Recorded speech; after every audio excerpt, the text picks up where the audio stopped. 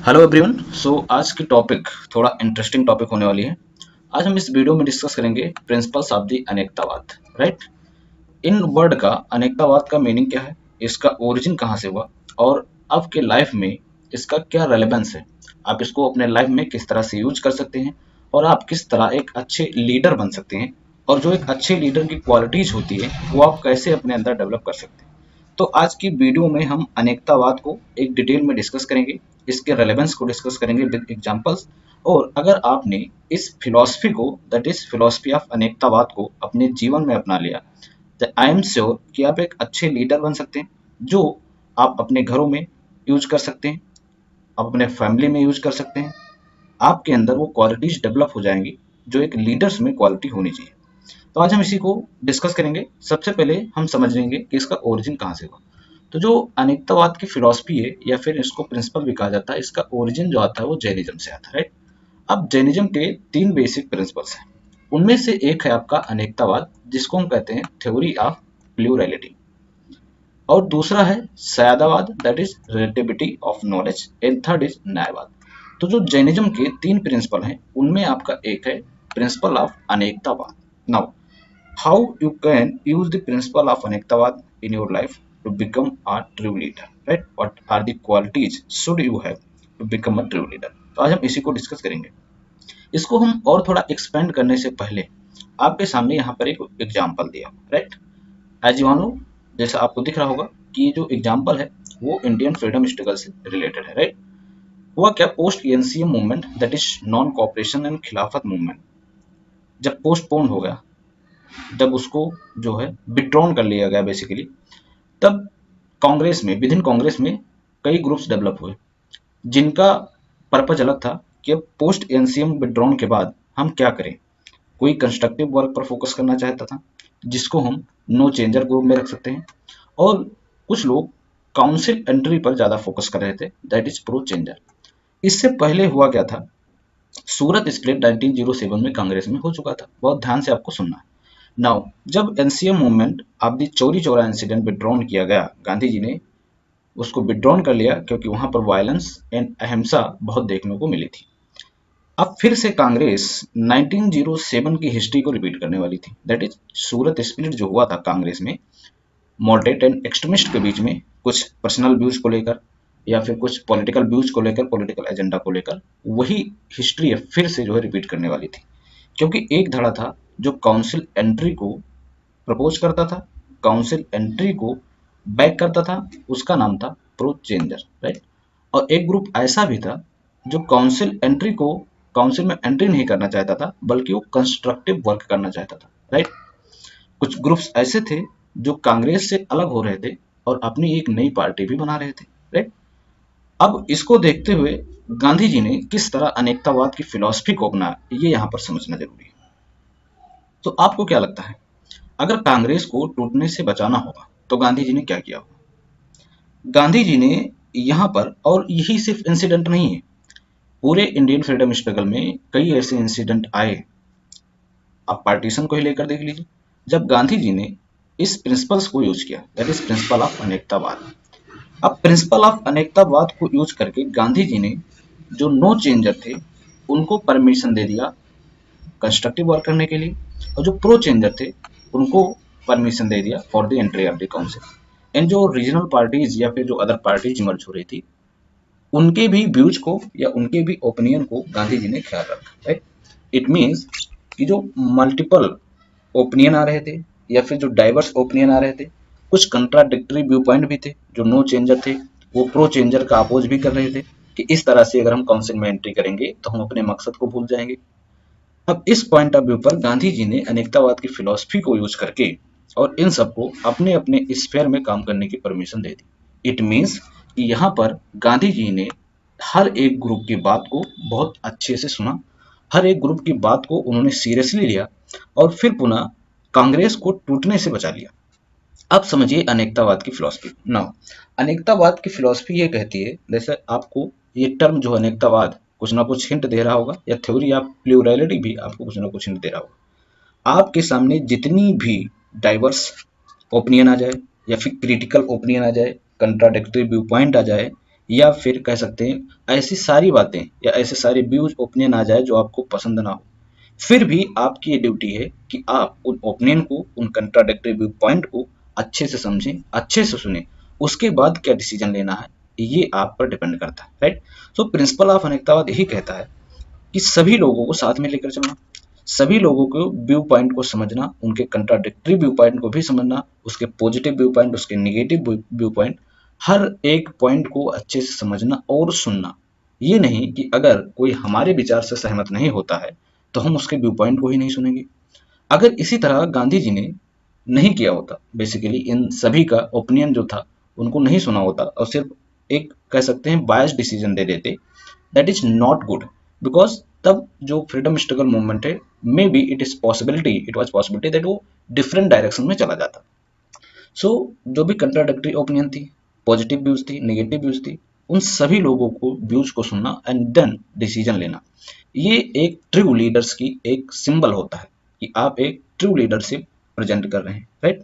ऐसे कई एग्जाम्पल हैं गांधी जी के जो मैं आपको बता सकता हूँ कि उन्होंने अनेकतावाद की फिलोसफी को यूज किया और जिस तरह जो क्वालिटीज एक ट्रू लीडर्स में होनी चाहिए वो ये क्वालिटीज गांधी जी के अंदर में थी, राइट। ये तो मैंने आपको एक एग्जाम्पल देकर समझा कि जो प्रिंसिपल्स ऑफ अनेकतावाद है वो है क्या, आप उसको जीवन में किस तरह से उपयोग कर सकते हैं।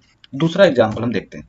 यहाँ पर मान लीजिए ये कोई एक ग्रुप है, राइट। आप किसी एमएनसीज में काम कर रहे हैं, आपको एक टीम दे दी गई, राइट।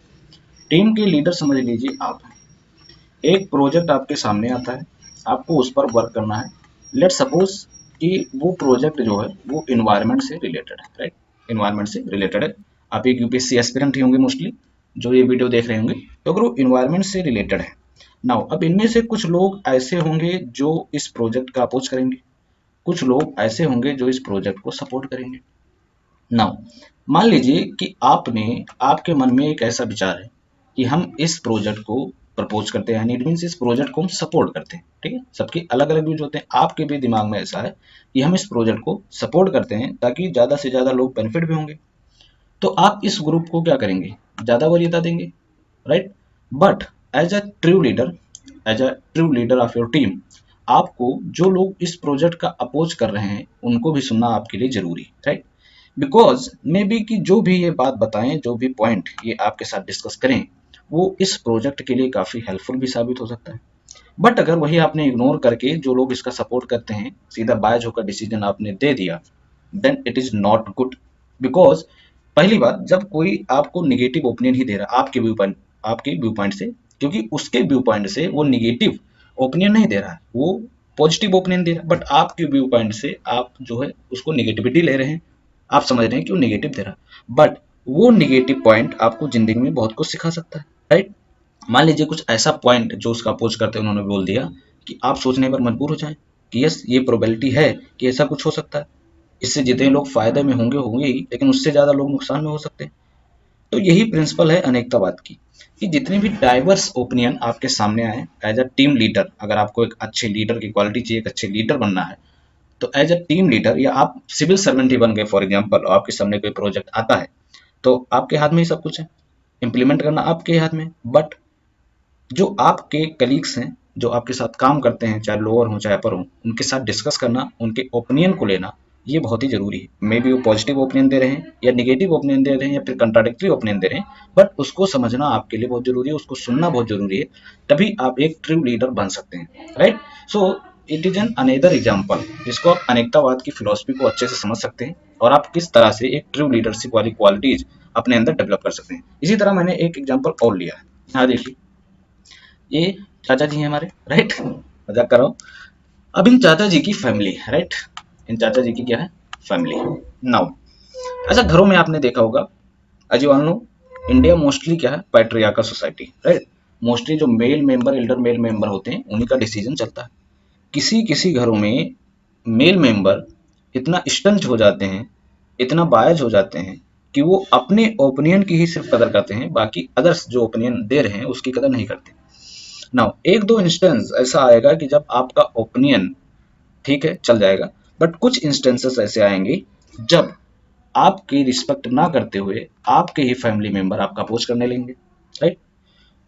इसके बावजूद अगर आप समझें तो अगर सिर्फ आप अपने ही ओपिनियन को समझते हैं, अपने ही ओपिनियन को वरीयता देते हैं, तो मैं भी क्या कुछ इंपॉर्टेंट पॉइंट या फिर इंपॉर्टेंट जो कह सकते हैं व्यूज हैं उसको आप निगलेक्ट कर रहे हैं, आप उसको भूल जाएं, जबकि उसका रेलेवेंस उस पर्टिकुलर मैटर से लेकर काफी ज्यादा हो।